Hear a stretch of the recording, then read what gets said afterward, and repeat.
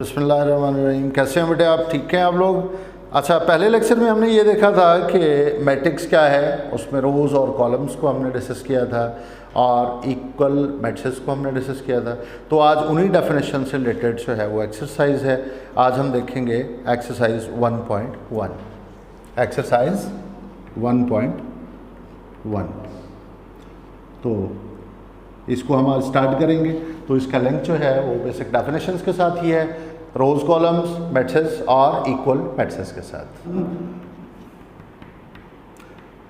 कहा यह जा रहा है find the order of following matrix. A हमारे पास एक मैट्रिक्स है 2 3 -5 6। सी हमारे पास एक मैट्रिक्स है, बी भी वैसे गिवन है, उसको आप खुद भी देख सकते हैं प्रैक्टिस के लिए। 2 4 यहाँ पे मैं 3 या 4 लिखूंगा। जी एक मैट्रिक्स है, G is equals to 2 3 0, first row है 2 3 0 1 2 3 1 2 3, लास्ट रो 2 4 5 2 4 5।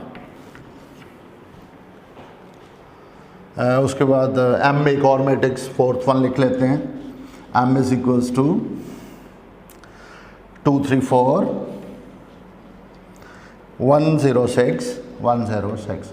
तो इसमें बेटे आप देखिए कि अगर मैं ए को कंसिडर करता हूँ तो जैसे डेफिनेशन में हमने इसकी वजाहत की कि अगर आपने ऑर्डर को कैलकुलेट करना है तो नंबर ऑफ़ रोज़ और नंबर ऑफ़ कॉलम्स आपने कैलकुलेट कर लेने हैं। इसमें अगर आप ए में देखते हैं तो नंबर ऑफ़ रोज़ जो हैं वो कितनी हैं, नंबर ऑफ़ रोज़ 2 हैं, नंबर ऑफ़ कॉलम्स वो भी हमारे पास 2 है। तो अगर मैं ऑर्डर ऑफ ए लिखूंगा तो number of rose by number of columns, तो ये हमारे पास ऑर्डर ऑफ ए आ गया। अगर आप सी को देखते हैं, नंबर ऑफ रोज बड़ा आसान है, ये हमारे पास एक ही रो है 1 है। कॉलम को जब आपने देखना है, नंबर ऑफ कॉलम्स ये हमारे पास कितने हैं, वर्टिकली आप देखते हैं कॉलम 1 और ये हमारे पास अगर वर्टिकली देखें तो कॉलम 2। तो नंबर ऑफ़ कॉलम्स जो हैं वो 2 हैं। तो ऑर्डर ऑफ सी जो है वो हमारे पास क्या आ जाएगा, number of rows by number of columns 1/2। जी में आ जाए नंबर ऑफ़ रोज। तो इसमें आप देखिएगा नंबर ऑफ़ रोज हमारे पास कितनी है, हॉरिजॉन्टली काउंट करें 1 2 3 3 रोज हैं। Number of columns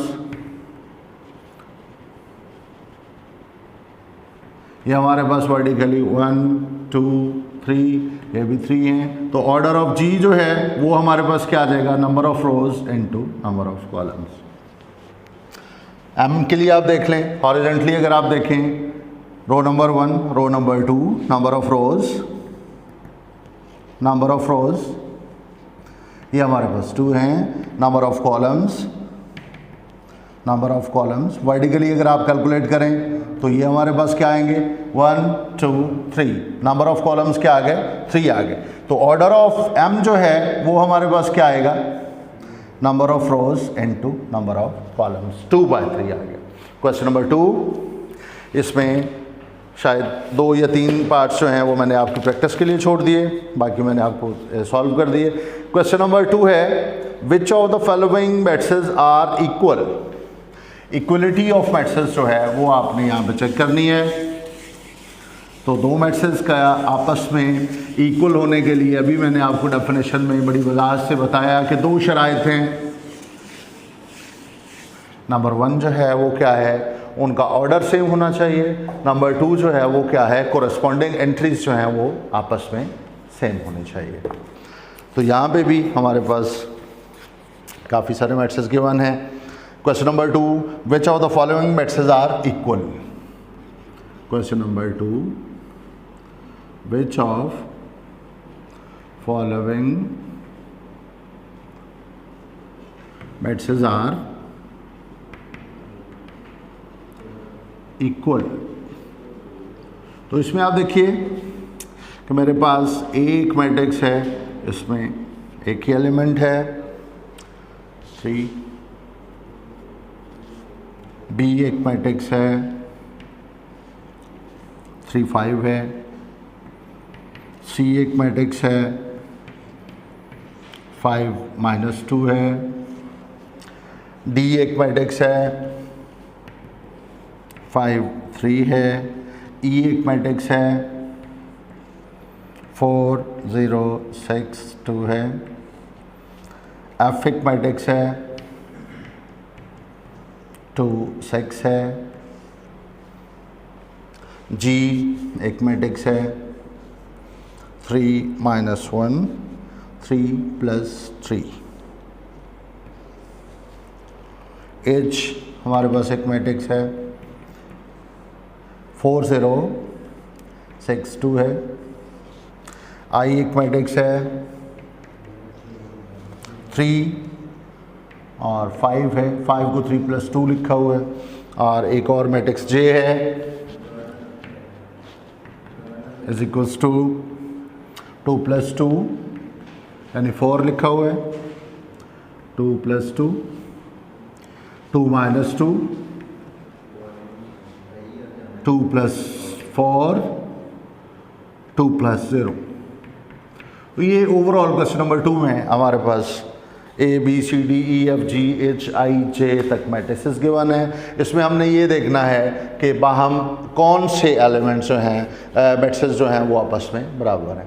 let's say A मेरे पास एक मैट्रिक्स है जिसमें एक ही एलिमेंट है, मीन एक रो और एक कॉलम गिवन है।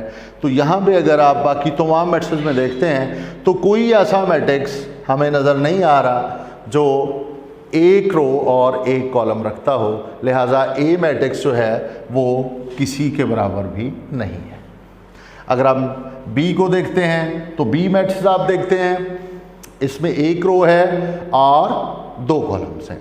हॉरिजॉन्टल लाइंस आप देखें एक है और वर्टिकली हमारे पास 2 है। माई मीन एक रो है और 2 कॉलम्स हैं। तो आप ये देखिए सबसे पहले कि कौन से ऐसे हमारे पास जो मैट्रिसेस हैं जिनमें एक रो और 2 कॉलम्स हैं।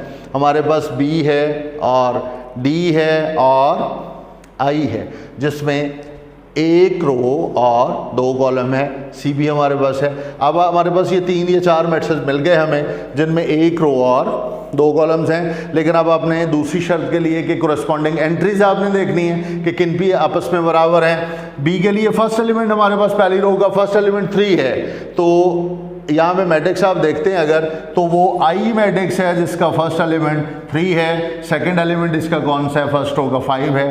तो इसका सेकंड एलिमेंट कौन सा है, ये भी 5 है। इसका ऑर्डर भी सेम है, बी और आई का ऑर्डर भी सेम है और बी और आई के कोरस्पॉन्डिंग एलिमेंट्स जो हैं वो भी आपस में सेम है। तो हम यहाँ पे क्या लिखेंगे कि B matrix is equal to I matrix. अब आप सी की तरफ आ जाएं। सी में आप देखें कि फर्स्ट एलिमेंट 5 है पहली रो का और सेकंड एलिमेंट पहली रो का -2 है। तो देखिए यहाँ में हमारे पास जो गिवन मैट्रिसेस हैं कौन से ऐसे मैट्रिक्स हैं जिनमें हमारे पास पहला एलिमेंट 5 हो और दूसरा एलिमेंट जो है वो -2 हो। ऑर्डर के लिए अगर आप देखते हैं तो ऑर्डर डी और सी का सेम है, बी और आई का भी सेम है। लेकिन सी जो है उसका फर्स्ट एलिमेंट 5 है तो इससे कंपेयर करते हैं डी के साथ, इसका फर्स्ट एलिमेंट 5 है। सेकंड एलिमेंट अगर आप पहली रो का देखें 3 है और यहाँ पे हमारे पास -2 है। तो इसका मतलब है सी जो है डी के साथ ऑर्डर तो बेशक इनका सेम है लेकिन इनकी कोरस्पॉन्डिंग एंट्री सेम नहीं है। तो लिहाजा हम ये नहीं कह सकते कि सी और डी आपस में बराबर हैं। ई एलिमेंट ई मैट्रिक्स आप लेते हैं, इसमें हमारे पास 2 रोज हैं और 2 कॉलम्स हैं। एलिमेंट पहली रो का 4 है, पहली रो का सेकंड एलिमेंट 0 है, सेकंड रो का फर्स्ट एलिमेंट 6 है और सेकंड रो का सेकंड एलिमेंट जो है वो 2 है। अगर आप बिल्कुल इसके साथ ही देखें एच, दोनों का ऑर्डर भी सेम है और दोनों की कोरस्पॉन्डिंग एंट्रीज अगर आप देखते हैं तो वो भी आपस में सेम है। फर्स्ट एलिमेंट फर्स्ट रो का 4 है, सेकेंड एलिमेंट फर्स्ट रो का 0 है, फर्स्ट एलिमेंट सेकेंड रो का 6 है और सेकेंड एलिमेंट सेकेंड रो का 2 है। सो हम ये कह सकते हैं ई और एच आपस में बराबर हैं क्योंकि ये इक्वल मैट्रिसेस की दोनों शराइत पे पूरा उतर रहे हैं। तो यहाँ पे क्या लिखेंगे, E is equals to H matrix. अब हमारे पास रह गया एफ है, हमारे पास एक मैट्रिक्स है, इसमें 2 रोज हैं और 1 कॉलम है। तो सबसे पहले आप देखिए हमारे पास दिए गए मैट्रिक्स में कौन से ऐसे मैट्रिक्स हैं जिसमें 2 रोज हों और 1 कॉलम है। तो एफ और जी हमारे पास मैट्रिक्स हैं जिसमें 2 रोज और 1 कॉलम है। पहली रो का पहला एलिमेंट जो है वो 2 है, यहाँ पे भी पहली रो का पहला एलिमेंट 2 ही है, जिसको उसने 3 - 1 लिखा हुआ है। ओवरऑल कैलकुलेट करके देखें तो 3 - 1 2 ही होता है। सेकेंड एलिमेंट जो है हमारे पास कॉलम 1 का वो 6 है, तो 3 + 3 भी 6 है। इनका ऑर्डर भी सेम है और इनके एलिमेंट भी सेम है, तो हम कह सकते हैं कि F matrix is equal to G matrix. अब हमारे पास रह गया जे मैट्रिक्स है, 4 2 + 2 4 है, 0 है, 6 है और 2 है। तो यहाँ पे आप देखेंगे हमारे पास जो ई मैट्रिक्स है उसका ऑर्डर 2/2 है, जे मैट्रिक्स का ऑर्डर भी 2/2 है और कोरस्पॉन्डिंग एलिमेंट्स को आप देखते हैं तो पहली रो जो है उसका पहला एलिमेंट 4 है। वहाँ पे भी अगर आप देखें तो पहली रो का पहला एलिमेंट 4 है, पहली रो का दूसरा एलिमेंट 0 है, तो 2 - 2 भी 0 है। सेकेंड रो का फर्स्ट एलिमेंट 6 है, यहाँ पे भी 2 + 4 6 है। सेकेंड रो का सेकेंड एलिमेंट 2 है, तो वहाँ पे 2 + 0 भी 2 है। ई मैट्रिक्स जो है वो जे के बराबर है और ई मैट्रिक्स जो है वो एच के बराबर है, यानी ये तीनों आपस में बराबर है। जे मैट्रिक्स भी इनके बराबर है, ऑर्डर भी सेम है और कोरस्पॉन्डिंग एलिमेंट्स भी सेम है। क्वेश्चन नंबर 3 लास्ट क्वेश्चन है इस एक्सरसाइज का और इम्पॉर्टेंट फॉर शॉर्ट है। Find the values of A B C and D which satisfy the matrix equation. Question number 3 अपनी बुक्स पे आप देखें, लास्ट क्वेश्चन 1.1 का।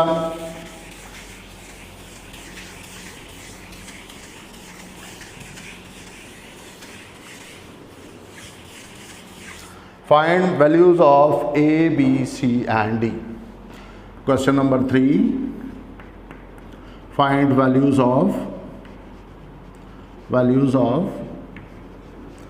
unknown real numbers हैं A, B, C and D in following matrices.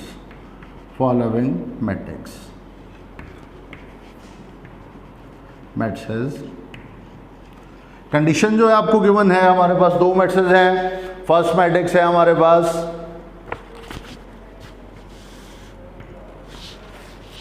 A + C, second element first होगा A + 2B,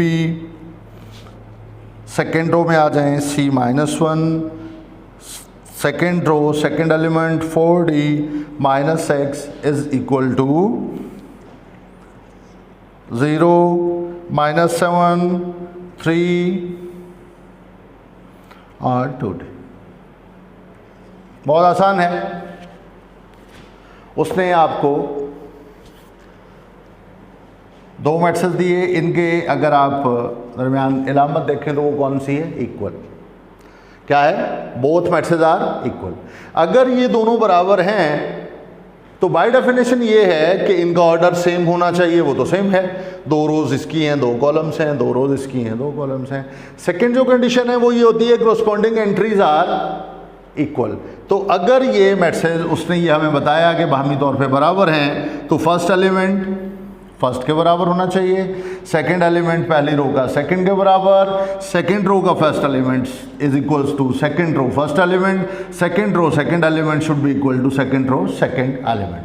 तो हम यहाँ से डेफिनेशन को यूज़ करते हुए comparing both matrix, comparing both matrix चूंकि ये बराबर हैं, A + C should be equal to 0, C - 1 should be equal to 3, A + 2B should be equal to -7। Corresponding आप एंट्रीज देखते जाएं, 4D - X, 4D - X should be equal to 2D। अपनी आसानी के लिए इन पे आप लेबल भी लगा सकते हैं। ये इक्वेशन नंबर 1 है, ये हमारे पास इक्वेशन नंबर 2 है, ये हमारे पास इक्वेशन नंबर 3 है, ये हमारे पास इक्वेशन नंबर 4 है। तो यहाँ से हम ए, बी और सी की और डी की वैल्यूज़ निकाल लेंगे, जैसे आप छोटी क्लासेस में पढ़ते भी रहे होंगे। अगर आप इक्वेशन नंबर 3 को देखते हैं, कंसीडर इक्वेशन 3। यहाँ पे आप देखिए बेटे c minus 1 is equals to 3। अगर मैं इसको रीअरेंज करता हूँ, -1 राइट हैंड साइड पे शिफ्ट कर लें तो +1 हो जाएगा, 3 + 1 4। c की वैल्यू हम कैलकुलेट कर सकते हैं यहाँ पे कि c की वैल्यू क्या आ गई हमारे पास 4।